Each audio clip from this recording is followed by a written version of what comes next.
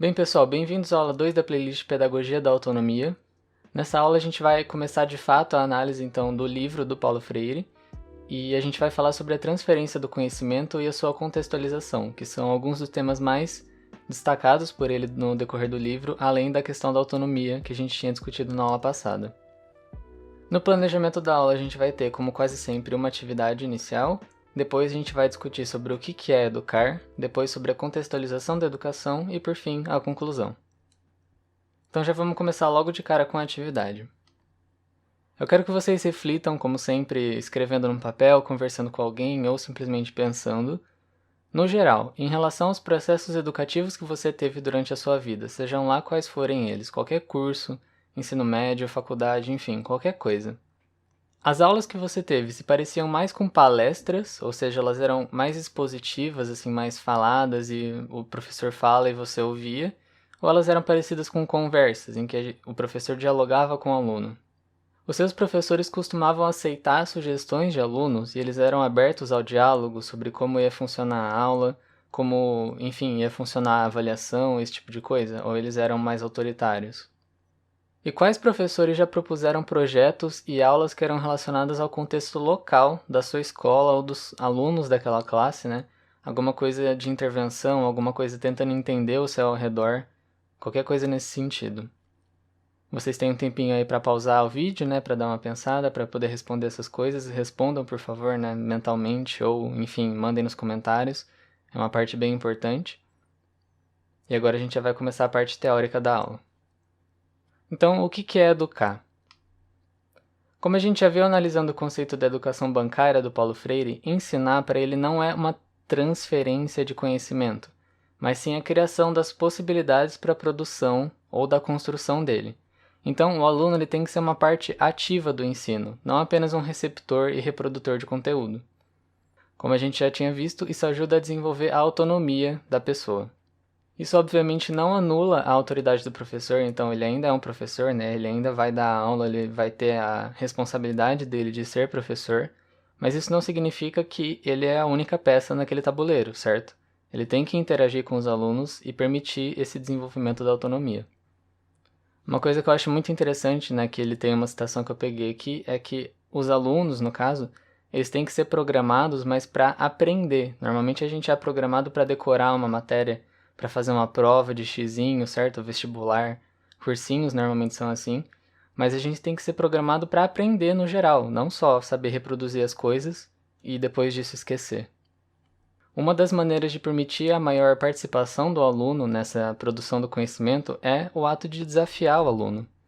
Freire diz no livro dele: a gente deve desafiar o educando com quem se comunica a produzir a sua própria compreensão do que vem sendo comunicado, não simplesmente aceitar aquilo.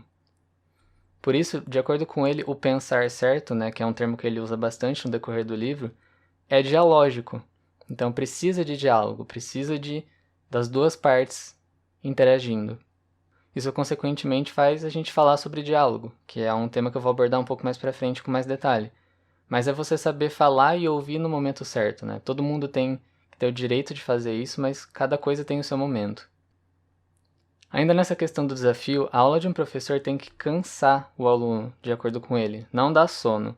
É claro que talvez com a canseira ele fique com sono, mas é no sentido de você deixar o aluno exausto de tanto pensar e de desafiar ele, né?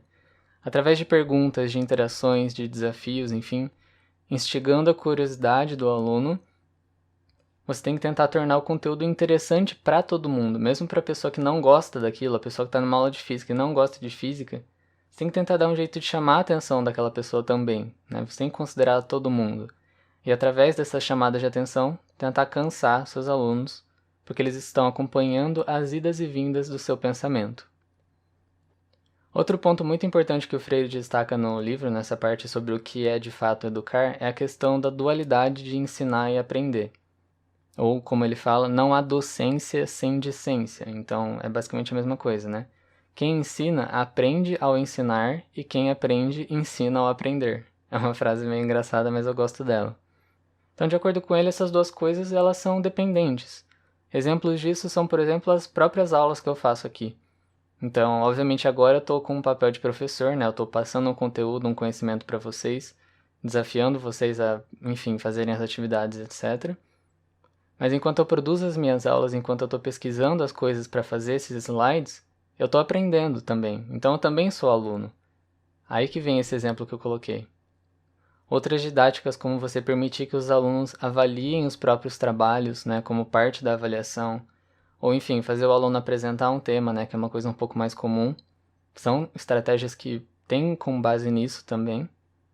E uma que uma vez eu vi um professor de física meu fazer que eu achei muito interessante, é você fazer o aluno criar, resolver e explicar um problema, por exemplo, matemático. Então tem um tema lá de física, o aluno ele tinha que desenvolver um enunciado, resolver a própria questão que ele criou e depois explicar a própria resolução. Então ele está fazendo um papel de aluno ao entender, né, o conteúdo e um papel de professor ao ter que explicar esse conteúdo na prática. Então, né, essa relação de dualidade é muito importante. Outro fator primordial para que essa interação possa acontecer é a questão do diálogo que eu tinha mencionado. Então, você tem que falar com o aluno e não para o aluno. Falar para o aluno seria aquela aula expositiva, em que você transfere o conhecimento. Mas se você fala com o aluno, aí sim você tem o diálogo.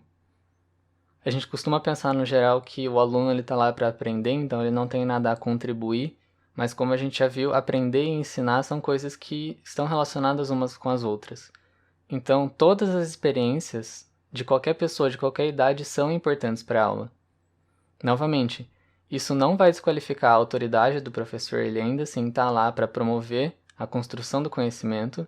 Isso também não tira a importância de momentos conteudistas, principalmente em aula, por exemplo, de cálculo. Você tem que ter um momento de conteúdo, mas você não pode ter apenas isso. Então sim, até numa aula de cálculo é importante você dialogar com seus alunos, pensar, né, o que eles estão pensando, ter esse feedback deles, por exemplo, em qualquer matéria, mesmo de exatas, é importante.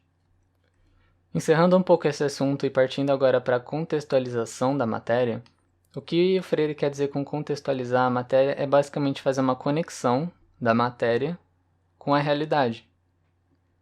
Então, é basicamente uma aplicação dos conteúdos no contexto social, no contexto ambiental, no contexto histórico. Em todos os contextos dos alunos, você tem que conseguir aplicar aquele conteúdo. Eu acho interessante essa citação que eu peguei no livro, né, de um professor que é um repetidor cadenciado de frases e ideias, e ele teme se arriscar, então ele fala das suas leituras quase como se estivesse recitando elas de memória. Só que ele não percebe nenhuma relação entre o que leu e o que vem ocorrendo no seu país, na sua cidade, no seu bairro. Então ele fala bonito, né? Fala de dialética, mas ele pensa de uma maneira mecânica. Então é um professor que está desconectado do concreto. Você aprendeu aquilo ali, você vai transferir aquilo ali para alguém, mas e aí? De que vale isso se você não sabe aplicar no seu contexto? Outro detalhe muito importante é como ele está sempre falando do nosso papel como ser humano, né? Acho que como ser humano mesmo, como, né, educador e aluno sim, mas principalmente como um ser social, histórico, transformador, criador, pensante, realizador de sonhos. Então, ele vê o aluno e o professor como uma coisa que vai muito além de um aluno e um professor. Todos esses fatores são importantes, eles vão impactar na educação que você está recebendo ou que você está dando. Então é importante você sim levar isso em conta. É claro que algumas vezes pode ser um pouco complicado, mas a gente vai falar disso um pouquinho mais pra frente, né? Se você tem uma sala muito grande, enfim, com pessoas muito diversas, a coisa complica um pouco, mas eu vou tratar disso mais pra frente. Outro conceito que é bem conhecido do Freire é a questão da leitura do mundo que precede a leitura da palavra, que tem tudo a ver com essa questão do contexto que a gente está falando. Então, a leitura da palavra seria o professor, como a gente viu, o professor mecânico, que ele lê um livro, ele entende aquilo e ele transfere para o aluno as palavras. Mas ele não aplica aquilo no mundo do aluno, no mundo da sala, no mundo do país, enfim. Ele não tem conexão com a realidade, certo? É uma leitura apenas da palavra, sem o contexto dela. Então, por exemplo, você fazer a leitura do mundo de grupos populares com que trabalha, né, igual a gente viu na aula sobre Freire, que ele fez aquele método Paulo Freire lá de alfabetização para os adultos. Ele viu, os alunos que eu vou ensinar, eles são pedreiros, eles são pescadores. Então, como que eu vou ensinar eles a ler? Vou ensinar eles a ler com palavras como tijolo, como pesca, como peixe, anzol. Ele analisou o contexto para facilitar a educação. É isso que ele está falando. Independente da idade, então todo mundo tem experiências importantes. Independente da idade, enfim, de qualquer outro contexto, né? Seja ele ambiental, seja ele social, econômico ou, né, de condições materiais, enfim. Qualquer situação em que você se encontra, você precisa aprender a analisar isso para poder melhorar a sua aula. Agora, alguns exemplos do que eu quero dizer com isso e do que eu imagino que ele queira dizer com isso, né? Por exemplo, como que você vai falar de meio ambiente em uma sala que tem, por exemplo, metade das crianças dessa sala são crianças que viveram na roça, em contato com a natureza, viveram, enfim, em algum lugar que tenha essa possibilidade, e a outra metade são pessoas que, desde sempre, né, foram criadas na cidade, em lugares fechados, sem parque, etc. O entendimento dessas duas pessoas aqui ele vai ser bem diferente. Então é óbvio que você tem que tratar com essas pessoas o assunto de um jeito e com essas pessoas o assunto de outro jeito. E aí vem um problema, né? Como é que você vai... Enfim, eu imagino alguém criticando isso falando: ah, então quando começar a aula eu vou ter que fazer um questionário e considerar quantos por cento de cada aluno é assim ou assim? Bem, eu não vejo por que não. Você pode sim fazer um questionário. Eu imagino que algum dia se eu for dar uma aula para um público, né, que não seja no YouTube, assim, uma palestra, enfim, uma aula mesmo presencial, muito provavelmente a minha primeira aula vai ser basicamente uma conversa, que eu vou perguntar de onde as pessoas vieram, o que elas sentem em relação ao assunto que a gente vai tratar. Ah, é sobre cálculo? Você gosta de cálculo ou não? Por quê? Enfim, você ter essa conversa, esse contato inicial, infelizmente isso não é possível aqui no YouTube, mas você ter esse contato é muito importante. Então você tem sim que analisar, né? Partindo para um próximo exemplo. Em um curso de humanas, por exemplo, ciências sociais, você tem tanta coisa para levar em consideração, não só no curso de humanas, né, obviamente, mas eu disse isso porque é uma coisa que eu acho mais fácil de pensar. Quantas pessoas, né, não têm cor de pele diferente, religião, sexualidade, gênero, origens, culturas, condições econômicas e personalidades diferentes? Então como é que você vai chegar numa sala e falar para todo mundo imaginando que eles são uma massa única que vai aceitar aquilo que você está falando? Você tem sim que levar todas essas diferenças em consideração. Novamente, mas é muito difícil, são muitas coisas. Sim, é claro que você não vai conseguir falar especificamente com cada aluno, sabe? Uma sala de 40 alunos, você vai falar de 40 maneiras diferentes. Mas você tem que fazer um esforço, né? Você tem que se desafiar também a tentar produzir uma coisa que seja acessível para todo mundo. Se você é um professor, por exemplo, que dá aula em duas escolas diferentes, quando você for falar de desigualdade social, você vai falar da mesma maneira, exatamente igual, para um grupo de pessoas que cresceu, por exemplo, ou mora em uma favela, um lugar menos favorecido, e vai falar do mesmo jeito para um grupo de pessoas que vive num bairro organizado, super condomínio fechado? É claro que não, essas pessoas vão ter entendimentos completamente diferentes. Então você tem que incluir os dois tipos de pensamento na sua fala. Como é que você vai fazer uma crítica, né, ao... A gente sabe que a educação brasileira é muito falha em muitas coisas. Como é que você vai criticar isso em um grupo de pessoas que está estudando nessa sala, certo? Na sala da esquerda, e um grupo de pessoas que está estudando na sala da direita, com uma sala com projetor, notebook, tudo bonitinho. É óbvio que esses alunos da direita vão ter um entendimento completamente diferente dos alunos da esquerda. E ainda na questão da diversidade, da acessibilidade, como é que você vai falar sobre acessibilidade em uma escola que é toda preparada, tem toda uma construção, um orçamento voltado para pessoas assim, e para uma escola que não tem nem um pouco disso, né? Peguei essa charge aqui para simbolizar isso. Então, por exemplo, isso daqui é uma questão de contexto, não um contexto de personalidade, de condição econômica, talvez um pouco, mas um contexto do bairro, da cidade. A cidade é preparada, você tem que ver, né, não só os alunos, mas o ao redor deles.